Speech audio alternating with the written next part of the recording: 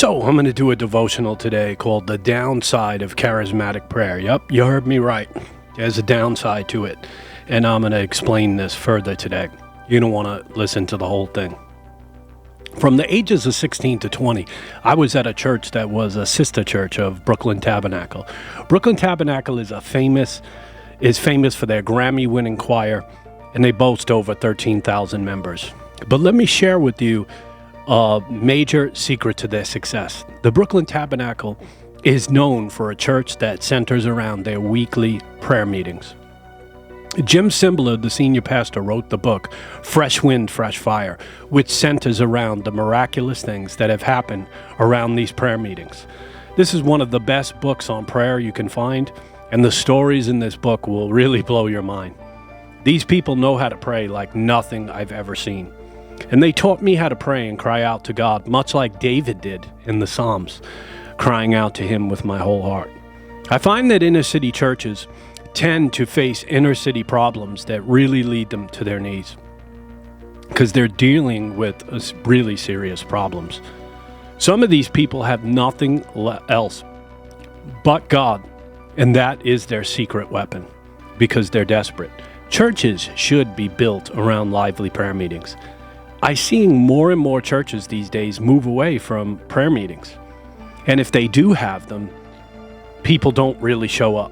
In some cases, in modern cases, people will show up for worship nights, but not for the prayer meeting. This is a major problem in the modern church. I was well known for praying fervent prayers based on my early days at learning how to pray from this Brooklyn Tabernacle sister church. Very often, I would pray for people, and they would say that they've never heard anyone pray like me, like they did in their whole entire life. Not until I came across Emotionally Healthy Discipleship, which I talk a lot about on this channel, had I realized that there was something seriously missing with this style of prayer. The charismatic way of praying had serious flaws. My mindset on prayer was blown up when I realized I was really having just a one-way conversation with God.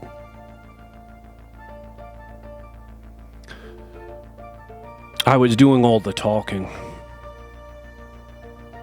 and I was the one giving orders. I was the one giving commands.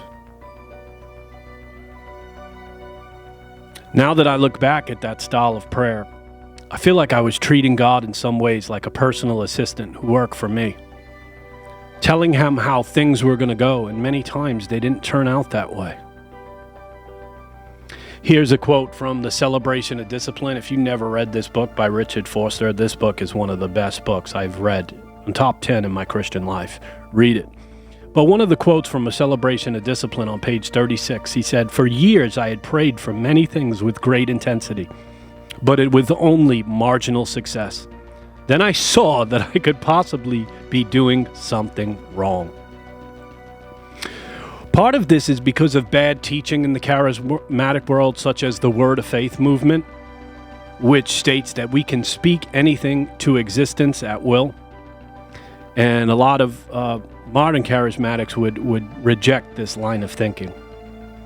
God remedies this in my life, in my personal life, by just being very silent on situations, and I had to wait on him. And often he would make me wait for years. And I realized I really wasn't the boss. I wasn't the one calling the shots. Waiting for years.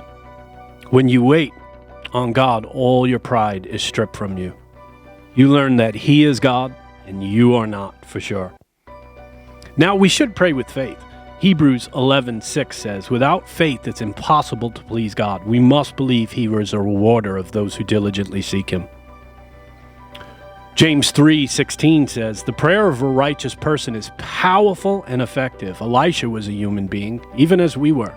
He prayed earnestly that it would not rain, and it did not rain on the land for 3.5 years. So we can pray, and pray with faith, and great power and authority. But first, try to understand that there are different types of prayer. In the book on prayer by Richard Foster, he shows 21 different types of prayer.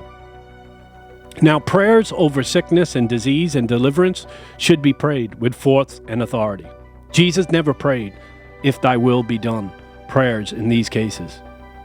Intercessory prayer in many cases should be authoritative. But, as Soren Kierkegaard said, a man prayed and at first thought that prayer was talking. But he became more and more quiet until he realized in the end that prayer is listening. A majority of times, prayer is not meant to change God, but for God to change us. Especially in everyday life matters and in matters of guidance. Forster concludes this on his chapter on prayer.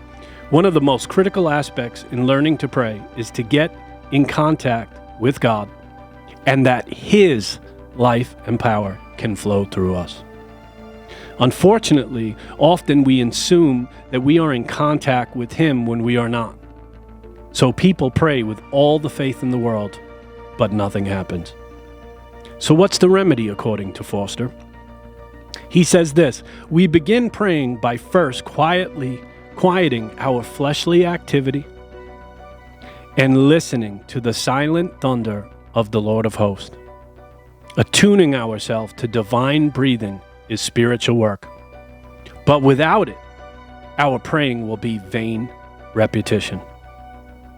Friends, there are times to pray with great authority and boldness. But the majority of times, I now approach God with practicing silence and solitude. I look to connect with Him. I look to embrace His love for me. I look to hear His voice and to discern His will. One sentence from God is more powerful than 10,000 words from men. Let us be people that pray with great power and authority when necessary, but in our own personal prayer closet. Learn to be silent and still before the Lord. As Psalm 46 says, "Be still and know that I am God." And in those silent places, we can hear His voice. We can hear those whispers.